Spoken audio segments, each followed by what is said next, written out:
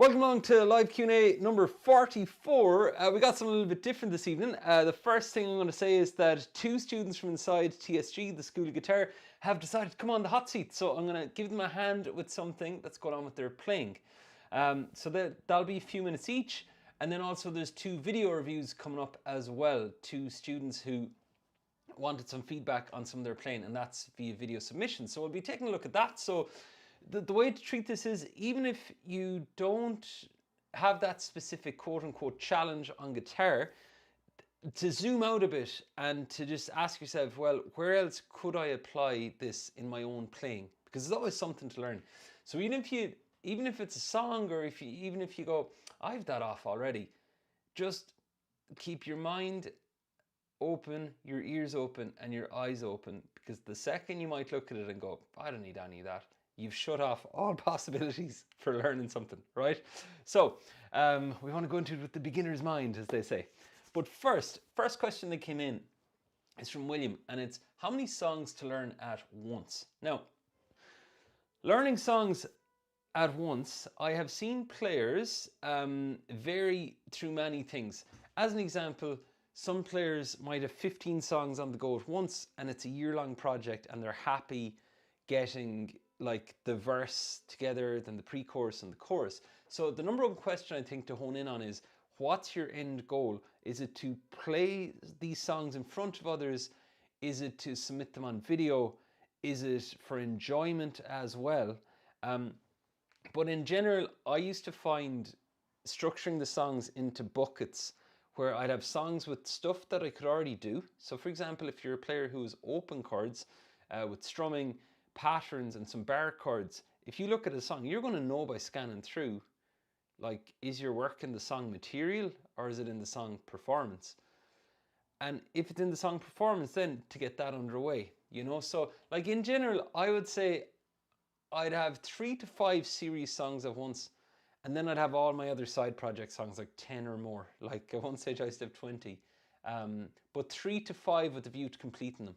Otherwise you're playing whack-a-mole, whacking all the songs and finishing none of them. So yeah, so 3 to 5. Now, next question came in was from Barry, and it was about sing-along songs. Now, I have something to do with that, so I'm going to pull this up here. I'm going to go in here. So, inside our community, now this is in the, I'm just gone into the free community here, but it's also in the paid. 101 sing-along songs for acoustic. Now, this list contains a whole load of different stuff, so I'm going to just go through it here. So top 5 sing-along songs. When it comes to sing-along songs, Barry, the number one thing I'm always looking for is it a song that people recognize either the intro of? Is it a song that they recognize the first verse of and can join in with, which is hugely important? And finally then, can they sing along with the chorus? Because the chorus will loop around and around. And if you pick songs that people, even if they mumble their way through the second verse or the third verse, that they can sing the chorus again, they'd be great ones. Now, Don't Look Back in Anger is a very obvious one. That's a great one. People generally know it. And then the other thing that makes a great sing-along song is one with lyrics that people can join in on. It passes what I call the caveman test, that they could grunt the lyrics even if they'd never heard it. Zombie pops out, in your head, zombies. Like anyone could join in with that after hearing the chorus once, even if they've never heard the song. So it's a popular song, but they can still join in. So I'd say Zombie would be there. Don't Look Back in Anger, I've that down all right. Wonderwall is another classic. I'm just going to name a few here in terms of like, Teenage Dirtbag is fun. That's a cool one. It's Still the One, if you're looking for a bit of romance. Shania Twain, can't beat a bit of Shania. Then Living on a Prayer, that's a huge one. Free Fallin', Fast Car. I know you asked for 5, Barry, sorry I'm on a roll here, but this is Summer 69. They'd be a few. The River, Bruce Springsteen. They'd be classic ones. But I'd aim to have one from each decade. Redemption Song is well known, slow one. Dancing in the Dark, huge one. I'll give you another one here. And by the way, these are ones that if I was to play a party in the next hour, I'd break these out, definitely. Easy by the Commodores, easy like Sunday morning. Let It Be, big one. Hey Jude is a huge one as well, for the big sing-along at the end.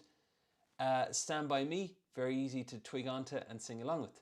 So they're just a few. All right, so they'd be the main ones, I'd say, Barry. And this list, anyways, you should have access to it. And the number one thing I'd say is test.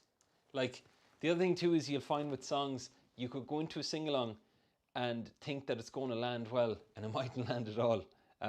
That can happen. You know, what if you play Oasis to a group of people who actually don't like Oasis? They exist. So you kind of got to read your crowd as well. All right, hope that helps. Next question came in from Andrea, and next up after this question, I'm going to get William on the hot seat. So William, you can be ready. Question from Andrea is around what songs and skills to learn.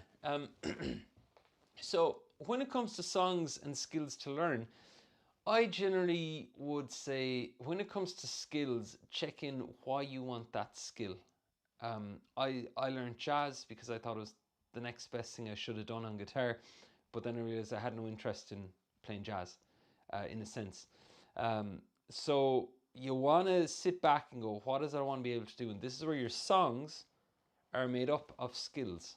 Okay, so if there's songs out there that you want to do, you look up the songs first, and then you see what skills you need for them. Then with the songs themselves, again, it would come down to what's your use case for them. Are you looking to go gigging? Are you looking to play one at an open mic?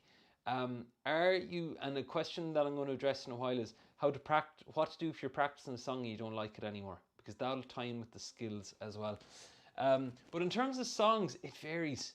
You know, like I could say to you to go and learn a certain song, but you mightn't like it. And then the yin yang of that is it's a valuable skill to learn a song that you really don't like. When I started guitar, I only learned stuff I liked, that I loved. Then I started getting gigs, and you get hired to play a wedding, and the couple say, "This is our first dance, and it means so much to us." And then you look at the song, and you go, "Oh, I don't like that song," and you can't say to the couple, "Tough luck, we're playing a song that I want to play." You know, like, so you really got to train yourselves. Like when I was doing weddings, I went through a whole season of playing some love songs over and over and over. James Blunt, You're Beautiful, as an example, you know. So that's it. But if you need any more clarification on that, Andrea, just post a comment in the community. Okay, so without further ado, I'm going to call William on the hot seat. So just give me 1 second. Okay, so now I'm going to lower one mic here. And William, we'll get you on screen. Let's see how we go here. Left. Alrighty. I see you on screen. Try a G chord there, William, a sec. We got it going. Alrighty, so Hello, Dave. how are you doing? Long time no see. So you're off the back of a musical. How did it go in Yeah. a nutshell? I'll hear more in the community, but Oh, how did it go? it went great, and it improved my playing in every area by miles. I think Class, man. it was Well just done. a great experience. You jumped at it, you took the chance, and it paid off. Well done. Yeah, my first time in a band. Never played with a band before. Doing a musical, doing a couple of nights of musical, great work. I see Thomas cheering you on in the green room as well. That's class.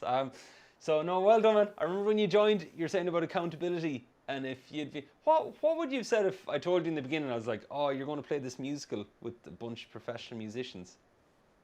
Yeah, that was about 6 weeks before I got asked, and even 6 weeks, even those 6 weeks, I would have told you were crazy. I would have said, "No way, I'm gonna agree to be in a musical and be able to go to the rehearsals and join in with people and stuff. No way. Man, and you did No. it. It's Awesome. the accountability and the accountability and support. That's what Yeah. did it for me. Yeah, Well, well done.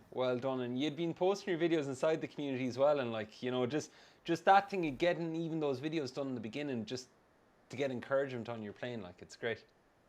yeah. So, let's talk. What can I help All you with right. today? Well, it's about the song of the month.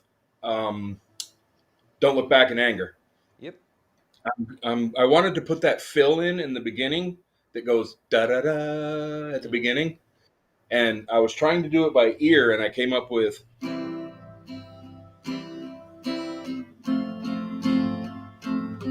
whoops, sorry, Yeah. and it And didn't you quite liked sound it? right to me. Yeah, it works. It works. I'll put it this: Yeah, not the one on the recording, but it still works. Because you got the yeah. rhythm, and the notes belong to the chords that are in it, anyways, which is good. You know. But Mhm. you're probably looking. You're wondering how to figure it out. I know we've talked about ear training. So are you looking on how to figure that out by ear? Yes, and I go along, and I'm mainly into sheet music, figuring out sheet music, and Mm. I didn't work on my ear, but I want to work on my ear, and so I'll go along, and then I can't figure out a little melody like that, and then I'll give up and go to sheet music, but I don't want to do that this time.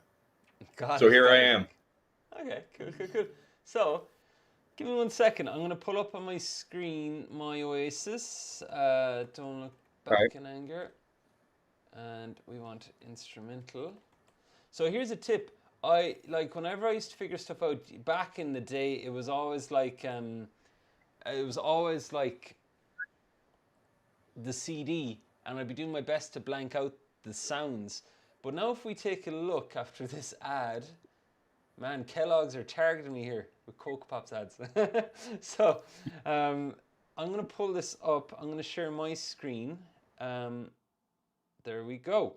Now, you're not on screen for a sec, William, but I just want to show this to you. So,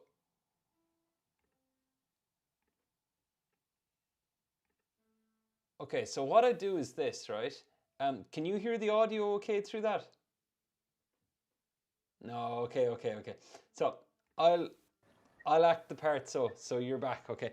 I'll act the part to the All right. record. So All right. I'll play it off camera.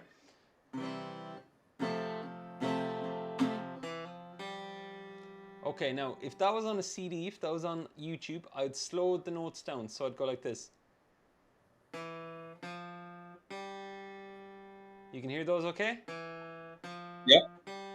Okay, now what I'd like you to do is, are you familiar with the C major scale? Yep. Okay, just play this one a sec for me.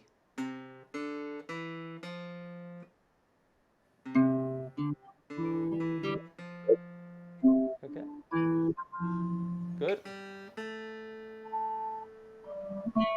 Great, and then we have the ending, but I'm not too concerned with that. So, now take the first four notes. Mm-hmm. Okay, it's like, good. Now, if I go like this,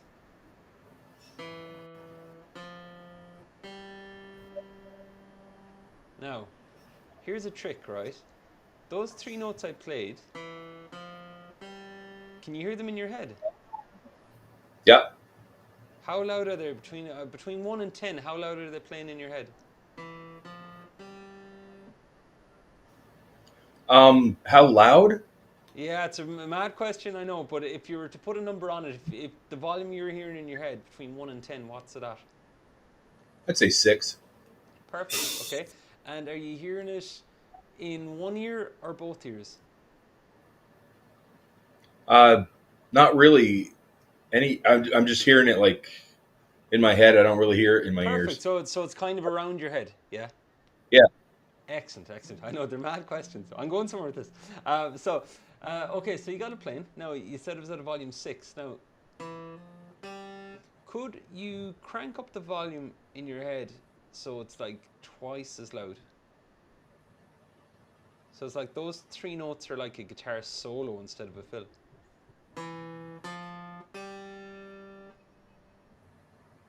You got them? Yeah. Okay. Now, could you go down to the fretboard and try and find the first note as you keep hearing it in your head now? Dun. Without like singing it. Yeah, you could sing it to yourself if you want and just play the note and tell me when you think you got it.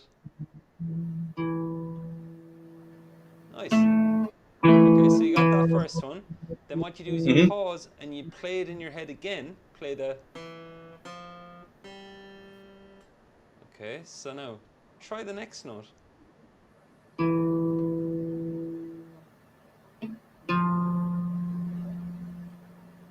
Good. And then try the last note. Get the last one.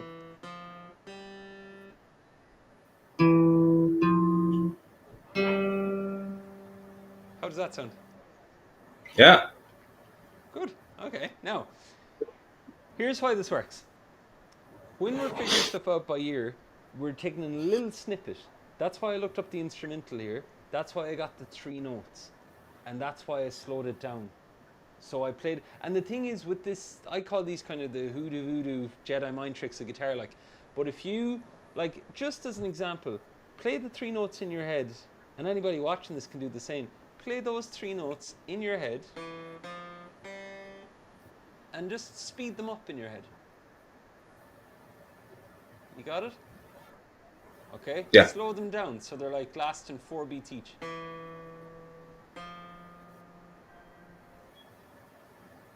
You can hear them slower? Perfect. Now, whenever I'm figuring stuff out by ear, whatever I hear internally, I process it, I slow it down, I play around with it, and I cut out bits. So there with those 3 notes, that's what I basically engineered that to happen, that you did 3 notes and that you slowed them down. And did you find that you went to the fretboard and you are now going with something in your ear playing rather than mechanically just trying to fill and wondering if it works? You mean just now with this exercise, or when I was trying to Yeah. fill with this No, just now. exercise? Yeah. I kind of pretty much knew where it was because I'd just done the C scale. Ah, yes, good, good, good. Okay, cool. So it's internally placed. So then, Mm. how you can dig into that even more is whatever open chords you're at. If there's fills, just do the scale with them, and you're going to find them within it as well. And Hmm. what you'll find is like, if I asked you to add this into your chords,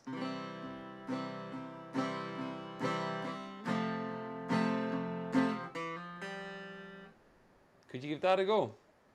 Mm.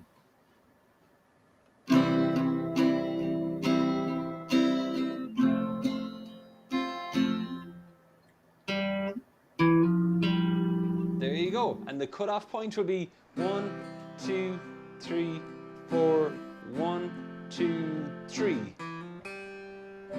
So you cut off after 3. Yep. Okay. Yep. Now I have one last question. Do you know you're such a strong reader, William? So like, do you find at times then that like in the back of your mind you're like, I just want to read it. I'll get it straight away with the reading. Or Yeah. Oh yeah. yeah, that's cool. I'm the Yeah. same with the ear stuff. I just want to figure it by ear and not read it. Okay, no, that's cool. That's cool. So that would be a good one to do. Another good one to look at is "Come Up to See Me, Make Me Smile," and to slow down the intro straight away. So to slow it right on down, and then play around with it in your head. And that thing with the volume really helps as well. All right. All right, man. Any other questions? Who's that song by that you said? Make me smile. Steve Harley, I think. Steve Harley is the "Come Up to See Me, Make Me Smile" is the name of the song. Okay. Um, I'll look it up. yeah, it's hold on now. Steve Harley and Cockney Rebel. That's who does it. Okay. Okay, All man. right. Hey, Dave. thanks, William. I'm gonna try and do this here, and we'll see you on a call again soon. All right. Bye, everybody. Good job. Alrighty, so Thomas, I'll get you now in a few minutes. I'm gonna do another video review or two first. Right, so 2 videos came in for a bit of a review. I'm gonna hop in here. I'm gonna take a look at Barry's. No, these videos I'll have a quick look through. I'm not gonna watch the whole video streaming. Here we go.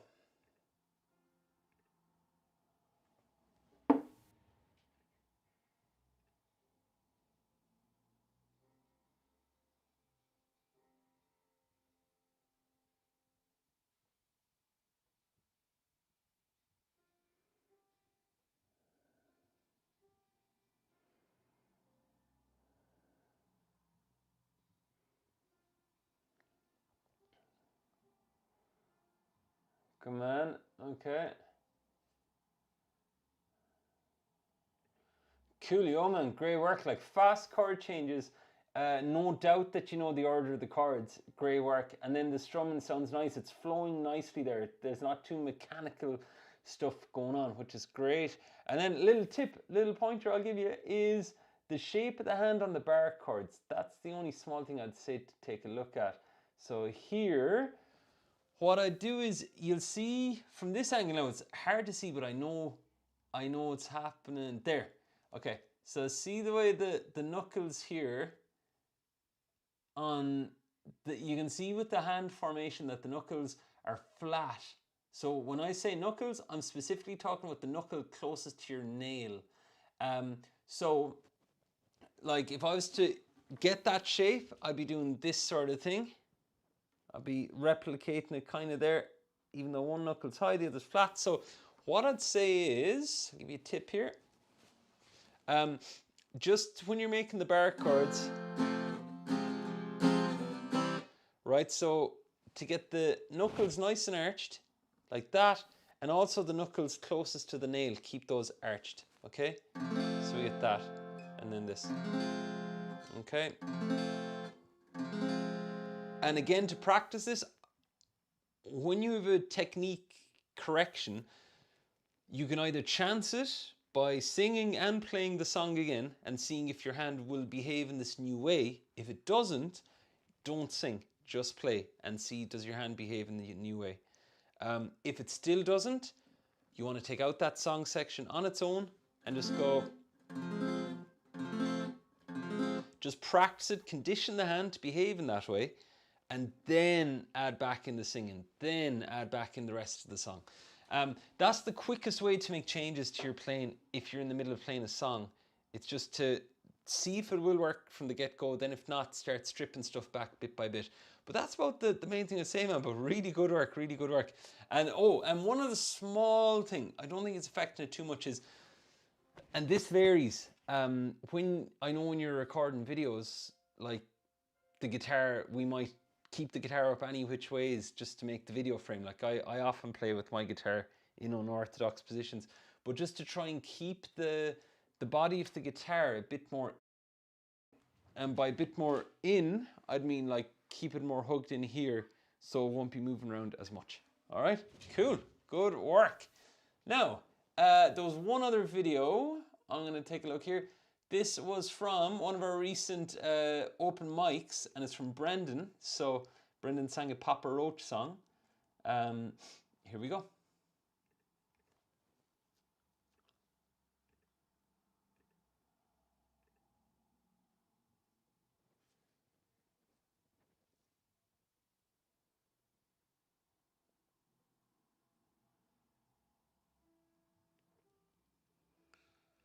Tidy picking, really tidy picking.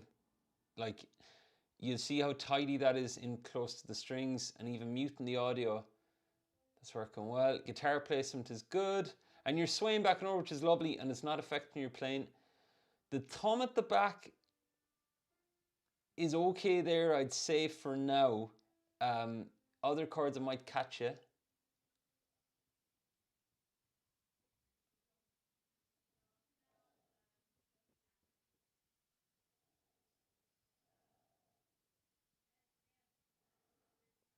Cool. One small thing. Okay, so that bit there, the la da da dun dun dun dun dun dun dun dun dun. Right, a little tip is I just noticed you catching the E string on the top there, which on the A and the B minor slightly, which won't catch you doing acoustic, but if you're plugged in an open mic or you plugged in an electric through an amp, that would be more amplified. So a tip for that would be, with your B minor, is to get your index finger up close to the tip of the string and just touch that off the string, and it'll go that way. And then D. Right, so that's what we get. So that's the only small thing I'd add in there. Good work. I'll just have a quick little check here. Anything else?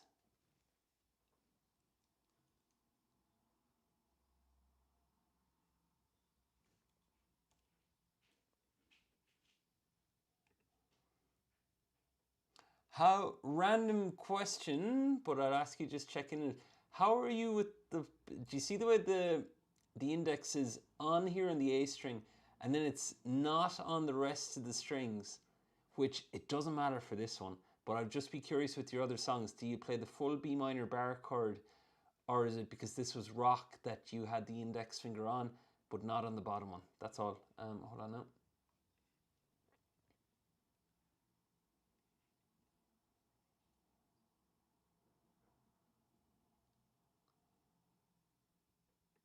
Good job. Now the picking. I'm going to add in just something here that you could try.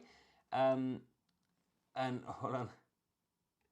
Sorry, just trying to get it in my head. So.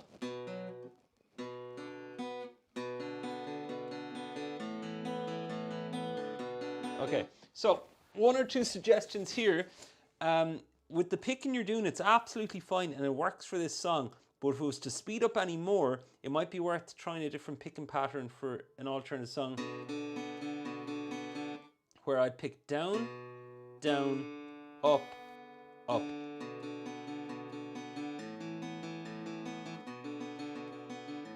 The reason for that is because every note I'm picking, I'm going to the next string I'm on. Down, then watch, up, up, down, down, up, up.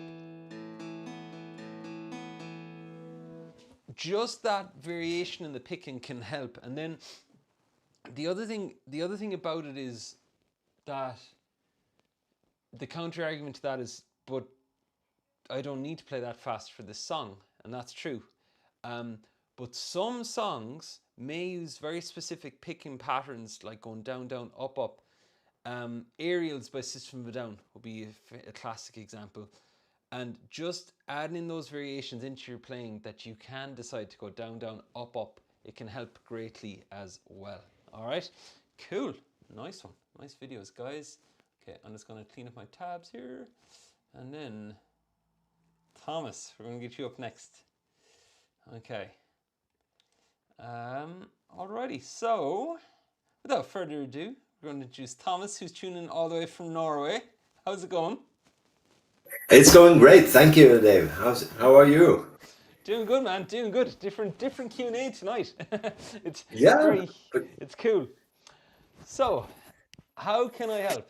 What's going on? Well, it's my old nemesis, the strumming. So it's not the strumming itself. I'm working on my grip of the pick, basically. So it all comes down to two fingers, basically. At first, I tensed up my entire arm and shoulder and everything, so I got pain and aches and whatnot. And I have been able to get rid of those, so that's all good and well. However, I'm trying to listen to the tutor.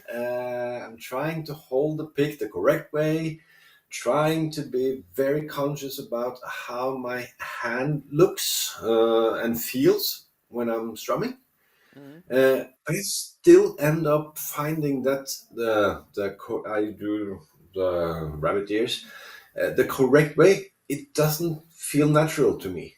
And what I mean by that is that I'm trying to show the pick. So I'm holding my thumb all Yep. to the edge of the pick.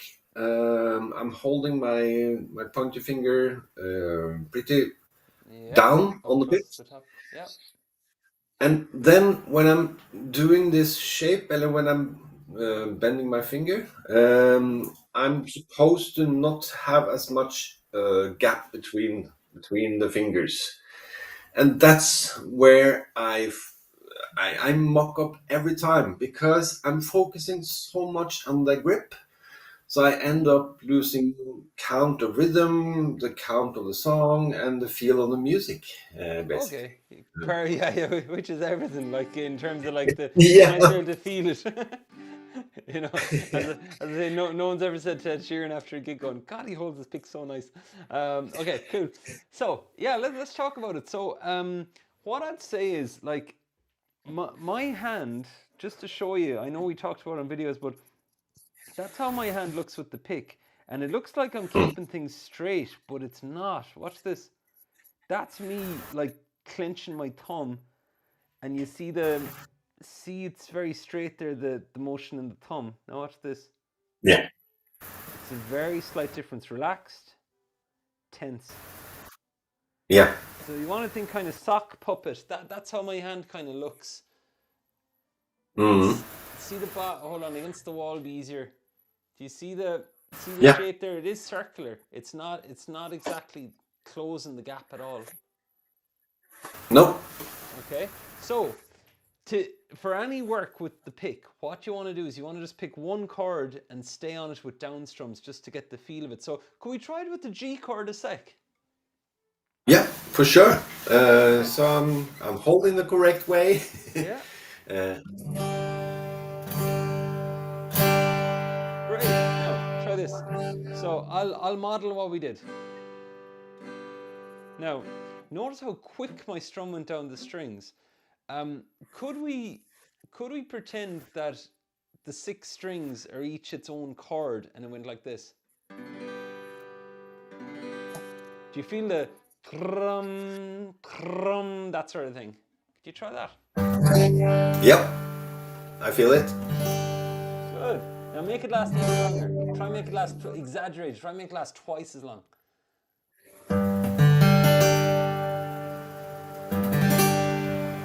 Good. Another tip. So, just when you're playing, rest the pick on the string before you start your strum. So, Yep. rest. There you go. Now, just let it fall down the strings. Yep. Good. Now try that for 4 of them. And every time with the 4, it's rest and fall. Rest and fall.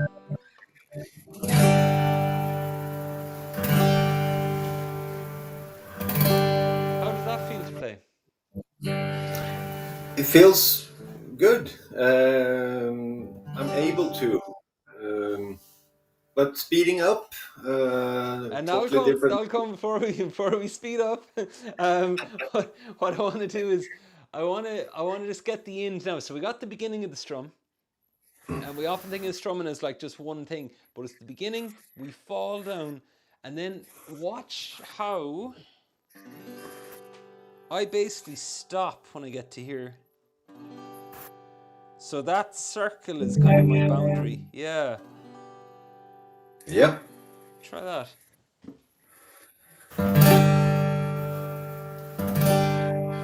Good. And remember then you'll want the top where you're resting on the string every time. So you rest and fall, and then you stop it at the bottom. Yep. Good. And now try that on 4 G chords, and then move to 4 E minor chords. And I know your folks will be on the change just for a fraction, but then bring it right back. And I want every strum, as best you can, to look the same. So your last strum on the E minor should look as precise and focused as the first strum on the G. Try that. Yep. Yep.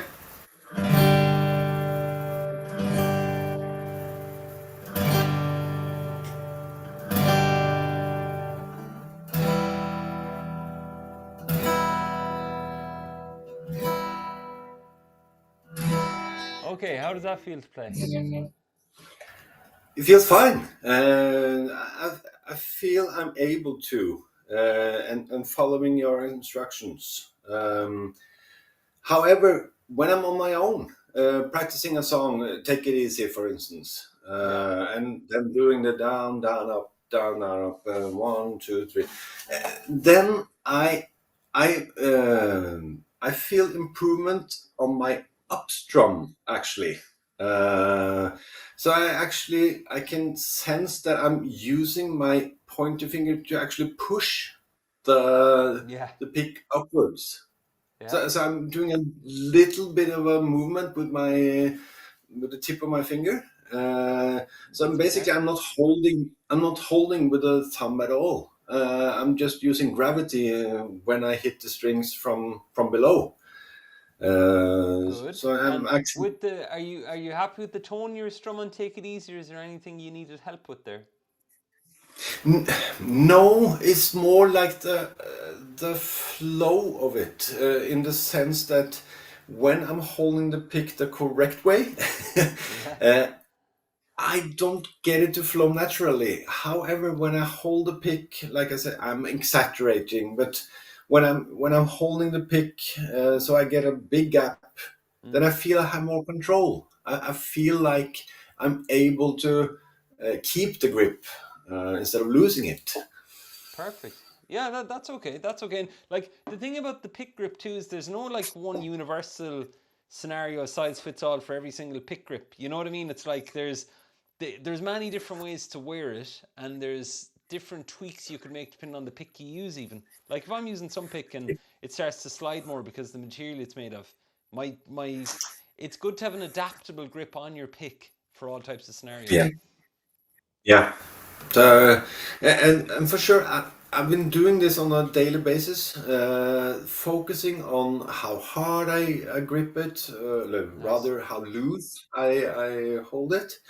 But I feel much more, if I'm not using a pick, I feel I have more control. Then I can focus on the music and the rhythm.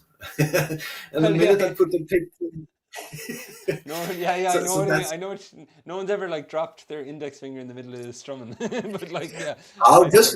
just wait. Yeah, yeah, come on. But like, no, that's the thing. And I know since you started without a pick that it just feels like this, like, and the connection with the strings isn't as good with the pick, but the No. tone you can get, the attack you can get, just is brilliant with it. Okay, so that's the strumming. That's starting from the top and going down the way. And Yep. the other thing then is you're saying about losing the flow of it as you're playing Take It Easy. So I just want to dip into that for a quick second. So when you say you lose the flow of it, what specifically happens? I feel I'm changing the grip of the pick as I shift from a G to let's say a C chord. Even though they're basically the same, they should be the same. Yeah, uh, but I still feel that I'm kind of focusing on the chord change, and then as a result, I lose focus on the pick for a few got it. milliseconds, Let's play with and that. it's out of focus. Yeah. Okay, let's play with that. Okay, so like anytime you're playing, um, when you feel your foot and chord changes or chord shapes, like the number one place where your focus is going to pile into, and then the strumming pattern or the pick or something will happen somewhere else. So with that, um, and this happens on the G to C chord, yeah. Yeah, that's an example. It Okay, might perfect. happen on So others as well. let's try it. So could you play the G to C and take it easy? And I want you to put Yeah. no focus into the chord change. I want you to take all your focus away from it and just put it into your strumming hand. And one way you can do that is visually look down at your strumming hand so you keep your focus and your eye on it. Okay? Give that a go. Yep. One, two, three, four.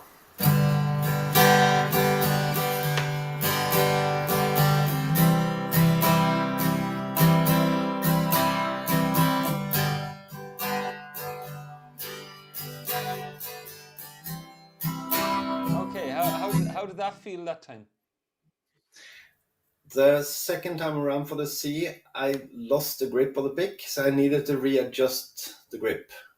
Okay, So okay, I that's was okay. able to, for the first way around, I was able to keep the grip, and then I could sense the grips slipping for Okay. me. Well, what type of pick are you using? I'm using the same as yours, the Dunlop 88. Okay. I'm Um, considering super glue. yeah, Dunlop's. Bet you Dunlop have a super glue for their picks. Okay, so let me see. My index is your index down very far down the pick, like. Yeah. Okay. Yeah, that's okay. Grip the pick a little bit tighter, so grip the pick a Yep. little tighter, but still allow your hand just to flow down the string. So tight grip doesn't mean that the impact will be hard. No. Try that again.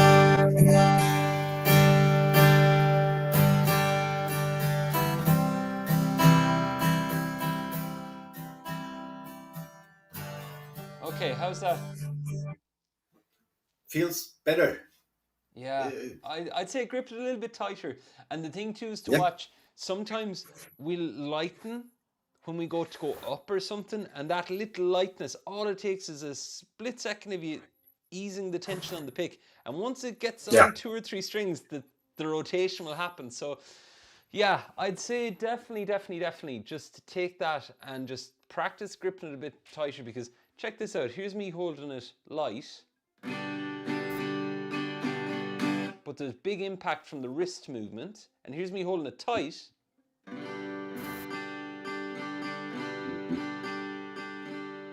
They're different, but I'm yeah. one of them, like one of them I'm holding it, there's no getting it out of my hand, like, so No.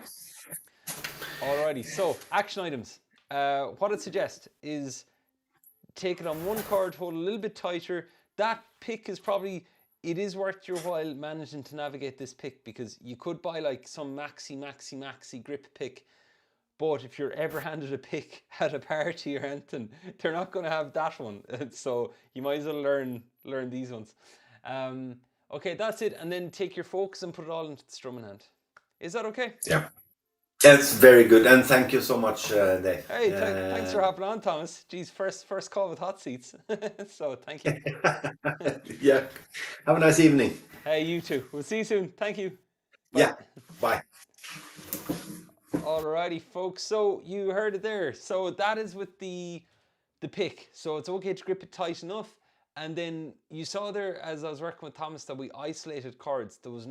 We didn't do the full song. We didn't do singing and playing. We didn't do chord progressions, chord lines. It was a basic chord. So Thomas could put all his focus into his strumming, the thing we're working on.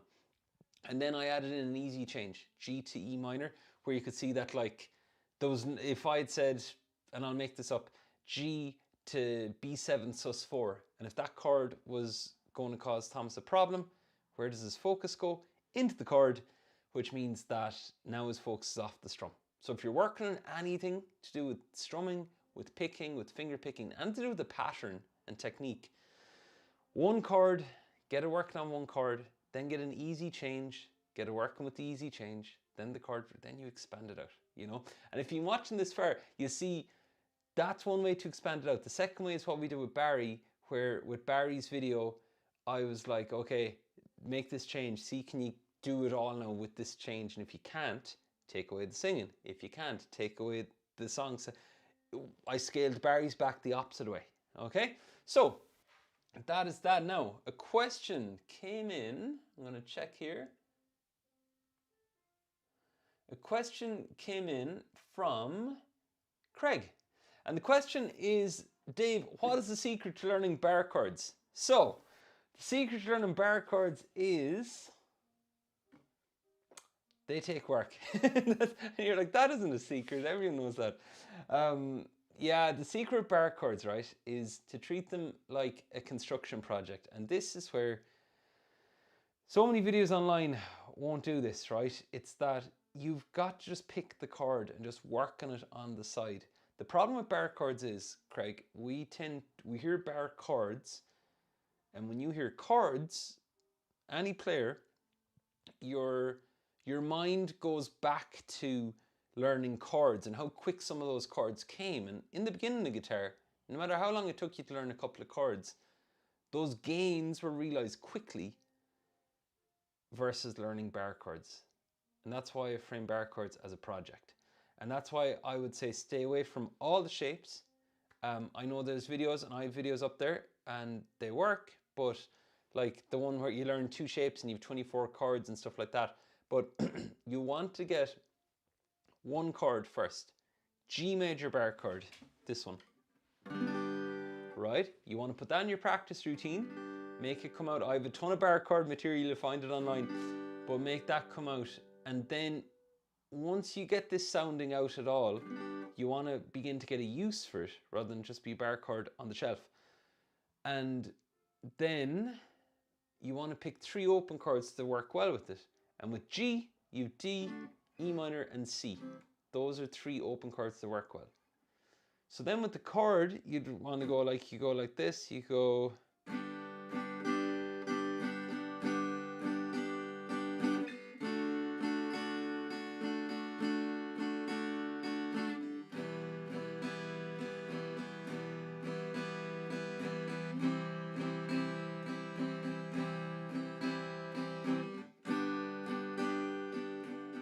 that chord progression can work great because why?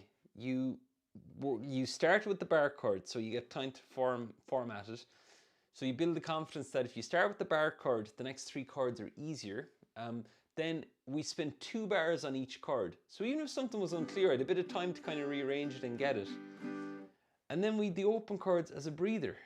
And as you're on G, D, E minor, and C, as you go to the C, your mind can begin to come back to the G bar chord and change into it. Now, if you have problems playing open E minor, C, or D, I wouldn't be going near bar chords. Only if you have your other open chords in check. So that would be G, D, E minor, C. And you'd look up a slow song to get that going with first. Now, the next thing is what happens after you get that G bar chord? The B minor bar chord will be the next one to learn. And with B minor, you'd be learning B minor, A, and E. They'd work well. A Wicked Game by Chris Isaac is go.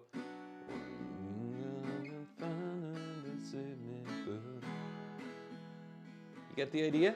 Again, same theme. We're long time on chords. It's a slow song.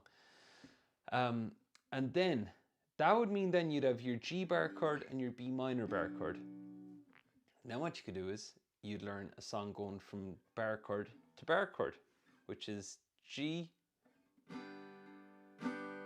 B minor 7, E minor. That one would work. Okay. Civil War, the I don't need your civil war. Alright, that'll be one. Live and Let Die, I think. Live and Let Die. Kinda. Okay, so that's what I do, Craig. And until you'd have your G chord and your B minor bar chord working, any other bar chord stuff will be irrelevant because it will only contain more work to do in your bar chords. And the thing about bar chords is it's about finger placement. It's about the toughness of your fingers and the strength and the endurance to hold down the bar chord. I'm not joking. I did it once as a test. Somebody came to me for a lesson, and they were a builder or a tradesperson. They had strong hands, anyways, right? And they were a big dude. And just for I was like, I want to chance this. In their first lesson, I taught them a bar chord, and they got it to work, which shows that a lot of it is about strength. So you want to build up that strength. And by playing your G bar chord and your B minor bar chord and using the open chords, you have a chance to give your hands a breather. If you start learning other bar chords up the neck and everything, they're not going to be fully clear. Nothing will be consistent. And we want to have a consistent bar chord with your already consistent open chords to have a consistent unit of playing. Okay, any other questions? Let me know. That was a good question. Okay, folks, we're down to the last 4 minutes. Okay. A comment came in lately about practicing a song and not liking it anymore. Does anybody else find that? And I'm sure anybody watching this, you might resonate with that. But I want to give a few pointers on what to do. If you do, because here's the thing, when you learn your song and you play it for people first, people might attach that song to you, as in next time you're at a party, they might go, hey, you played Every Little Thing She Does Is Magic by The Police at the last part. Play it again there, it's so cool. And you might start to get sick of the song. But for everybody else, it's their first time perhaps hearing you sing it. So what can you do? The first thing you can do is you can play a slightly different version of the song, like change it up. Like you could turn it into reggae, you could slow it down, you could look up somebody else's cover of the song and do theirs. So for example, if I was to do Wicked Game, world was on fire, no one could save me, but imagine if I found a version that went like this.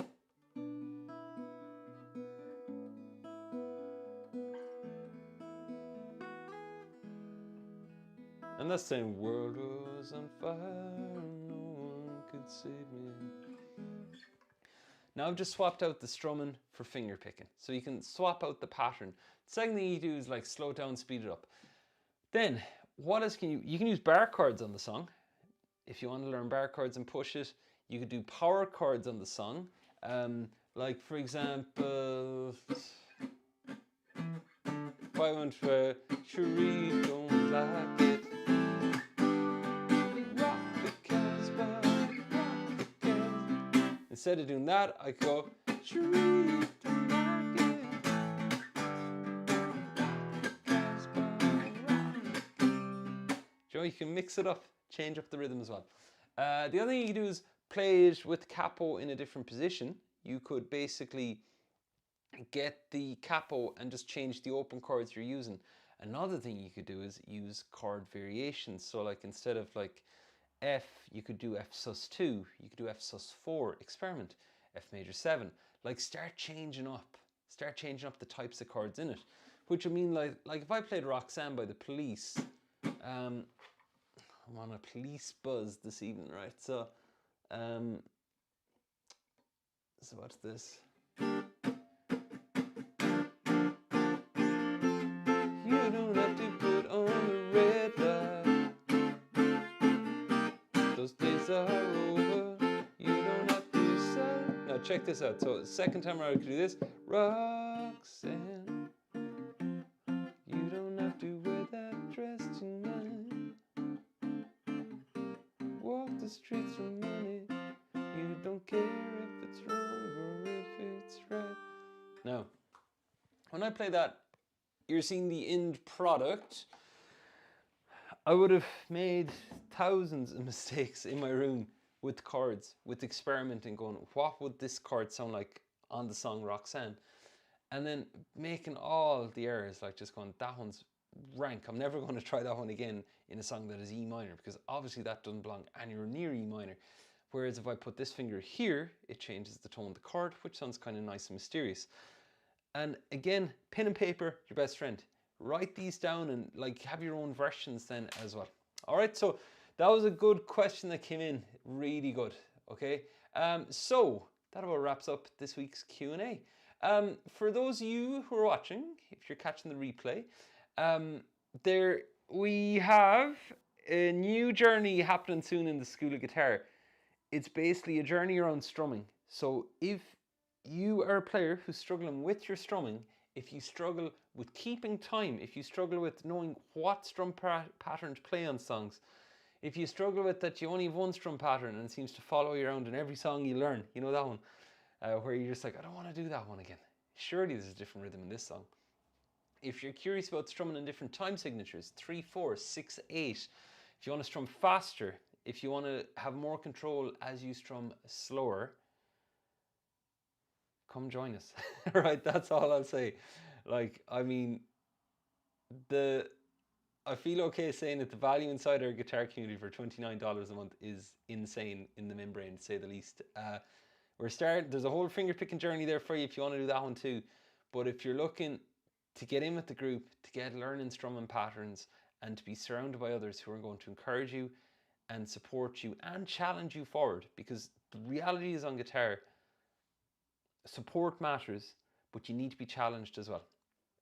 And that's where growth comes from. It's where you're equally supported and challenged. So if you want to come join us, I'll drop a link underneath this. Okay, we're starting soon and it would be great to have you along with us, because we're going to go deep on strumming. Basically, there's student-led courses where I do a Zoom call, I get students' biggest problems, and we start to see the common threads. We've done this with finger picking, and I create custom lessons then each week with a lesson and an action item that'll help you put it into action, not only in your playing to improve your skills, but for your song list as well. All right, so I'm gonna leave that there. If you have any questions, let me know. And if not, I'll see you inside the community. Thanks for watching.